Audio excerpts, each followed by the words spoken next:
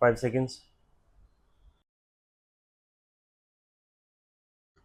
I am honored to be present here with President and Secretary General and other leaders at the launch of the UN Democracy Fund. This was proposed by President at the UN General Assembly last year and has received widespread acclaim. Its relevance is underscored by its becoming a concrete reality in just a year's time. May I take this opportunity to express our solidarity with the people of New Orleans and other regions devastated by the destructive fury of Hurricane Katrina. Mr. President, you have our sympathies and support in your efforts to bring relief from pain to the people affected by this disaster.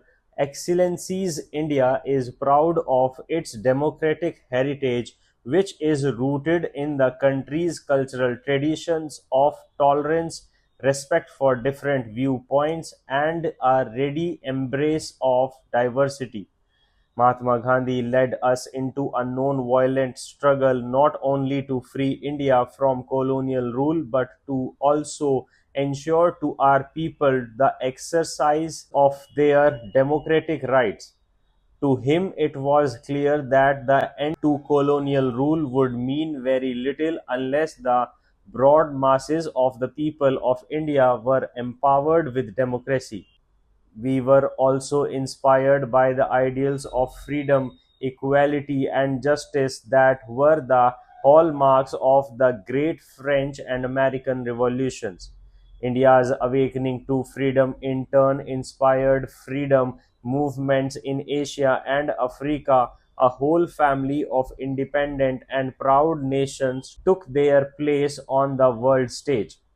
India sympathized with and support their struggle to become masters of their own destiny.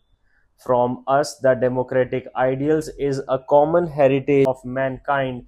Those fortunate to enjoy its fruits have a responsibility to share its benefits with others. As the world's largest democracy, it is natural that India should have been among the first to welcome and support the concept of a UN democracy fund. We believe that democracy based on universal adult suffrage empowers the most humble citizen of our country and give him a sense of dignity.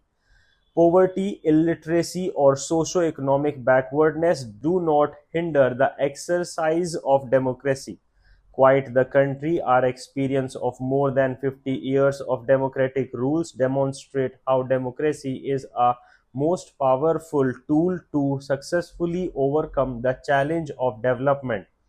But most of all, democracy alone gives the assurance that the developmental aspirations of the poorest citizens of our society will be taken into consideration by such programs. I bring the best wishes of felicitations of the people of India to this August Assembly meeting in its historic 60th session. India has a special regard to the United Nations. The ideals of the UN run parallel to our own civilization ethos. This is the ancient Indian concept of Vasudhavya Kutumbakam, or the whole world is one family. It is this idea of the shared destiny which encouraged this August Assembly 5 years ago to adopt the Millennium Development Goals. May I take this opportunity to convey our deep condolences and sympathies to the government and the people of United States on the widespread destruction caused by Hurricane Katrina. At the turn of the century, there was growing recognition that the contemporary challenges of pandemic diseases, environmental depredation, and terrorism demand a global response. At the same time, there was hope and optimism. The world community welcomed advances in science and technology, which made it possible as never before in human history to confront these challenges. We had confidence in mobilizing the collective will and wisdom of nations to herald a new era of peace and prosperity. 5 years later, we find that the international community is generous in setting goals, slow in pursuing them.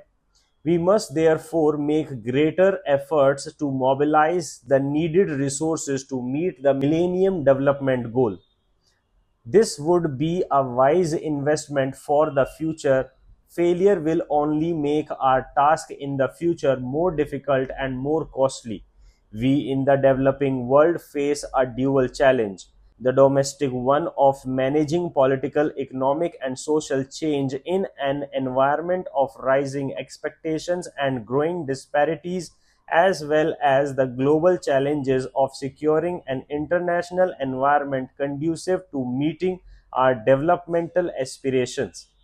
These challenges are interlinked, and success or failure will affect us all. We welcome the agreement reached on the draft outcome document to be adopted tomorrow. It is a roadmap for the work ahead to reorient the organization to meet the challenges of the present. India will be a willing participant in this process. All of us assembled here recognize that the United Nations is in need of urgent and comprehensive reforms. The management of global interdependence requires strong international institutions and a rule based multilateral system. The reform of the United Nations must be based on this principle.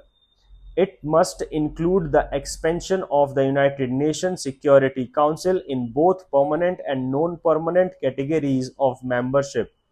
Unfortunately, the United Nations suffers from a democracy deficit.